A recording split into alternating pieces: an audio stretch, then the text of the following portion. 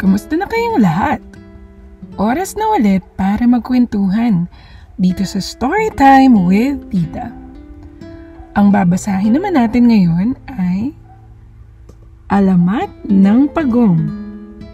Mga klasikong alamat o classic legends mula sa Lampara Books. Sa Ingles, The Legend of the Turtle. Simulan na natin.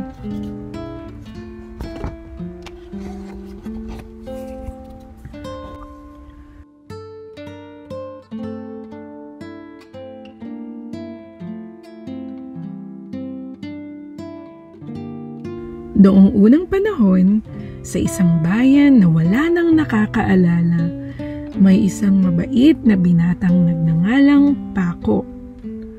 Si Paco ay isang magaling na karpentero.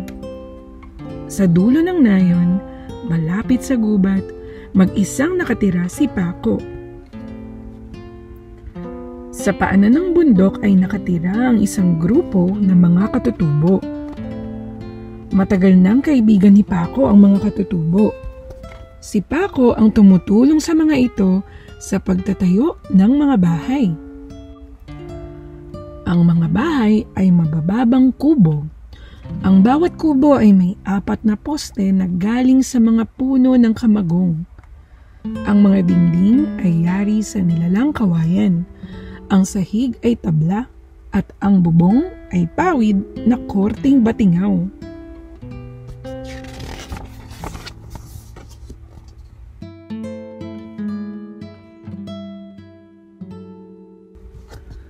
Bilang ganti sa kabutihang loob ni Paco, binibigyan ng mga katutubo ang binata ng sari-saring prutas at gulay, manok at itlog, panggatong, mga nilalang basket at hinabing tela. Ang mga natatanggap ni Paco mula sa mga katutubo ay itinitinda niya sa palengke sa bayan. Kaya pag-uwi sa bahay ay maraming dalang pera si Paco. Ilan sa mga kalalakihan sa nayon ay naghinala. Tiyak na marami ng pera si Paco. Nagbalak silang pagnakawan si Paco. Kaya isang araw, habang wala sa bahay si Paco, hinalughog ng 3 magnanakaw ang buong kabahayan. Ngunit ni isang kusing ay wala silang nakita.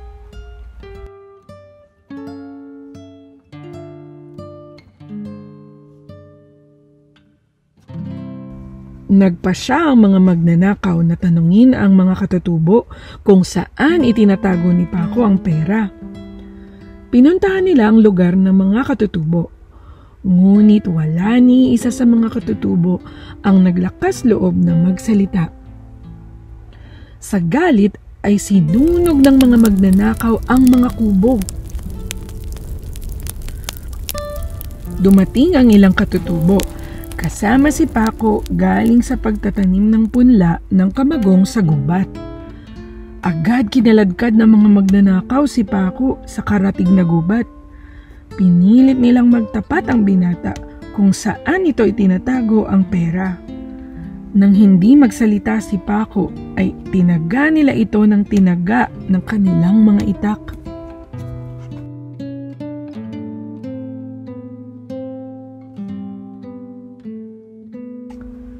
Saka lamang nagsalita si Paco habang nag-aagaw buhay.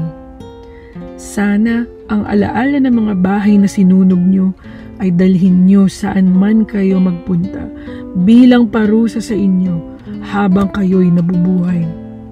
At sana maging mahaba ang mga buhay nyo.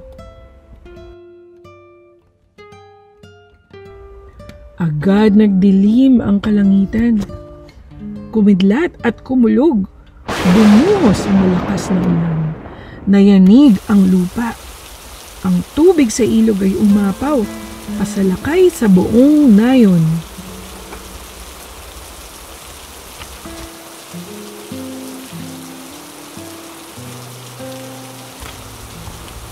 Ang mga katutubo ay lumikas sa ituktok ng bundok na kinaroroonan ng malaking gong. Tinawag nila ang bathala ng katarungan upang iligtas sila. Patanugin ang gong para marinig ng mga tagapatag nang sa gayon ay makalikas sila.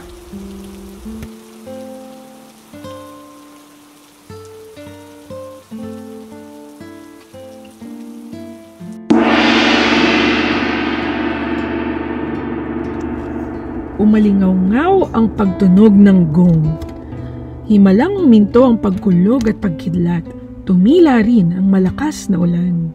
Ngunit huli na para mapigilan ng pagtunog ng gong ang pagbaha ng tubig ilog sa nayon.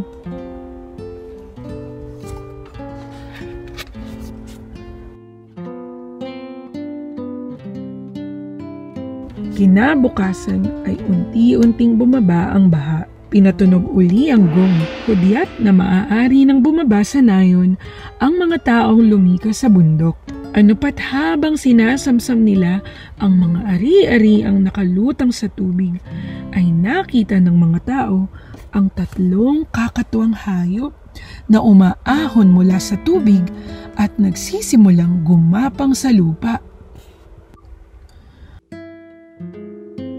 Ang hayop ay may 4 na paang pasikad kong ilakad, maikling buntot, mahabang leeg at ulong sapad na nahihila pa loob sa tila batingaw na talukab sa likod nito.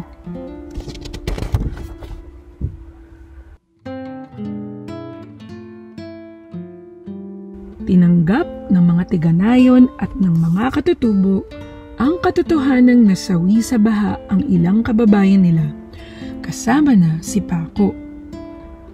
Ang mga kakatwang hayop na nagsimulang manirahan sa katihan na tila hirap sa paggapang dahil sa daladalang mga bahay habang naghahanap ng makakain ay tinawag ng mga taganayon na pagong. Mula sa pinagsamang unang kataga ng pangalan ng mabait na binatang tagagawa ng mga bahay ng mga katutubo at ng salitang gong.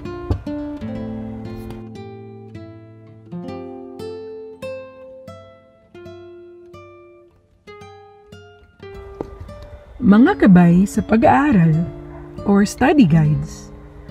Sino ang mga pangunahing tauhan sa kwento? Ayon sa iyong nabasa, magbanggit ng ilang bagay tungkol sa kanya. Anong damdamin ang namayani sa ilang kalalakihan sa nayon laban kay Paco? Basahin ang bahagi ng kwento na naglalahad ng sumpa ni Paco sa mga pumaslang sa kanya.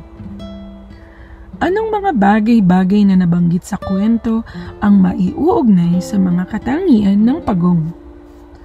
Bukod sa aral, anong mga karunungan at pananaw ang hatid ng kwento? At dito nagtatapos ang alamat ng pagong. Sana may natutunan kayo sa ating kwento ngayong araw. At samahan niyo ulit kami sa susunod. At mag-subscribe sa aming channel for more stories like this. Dito lang yan sa Storytime with Tita. Paalam!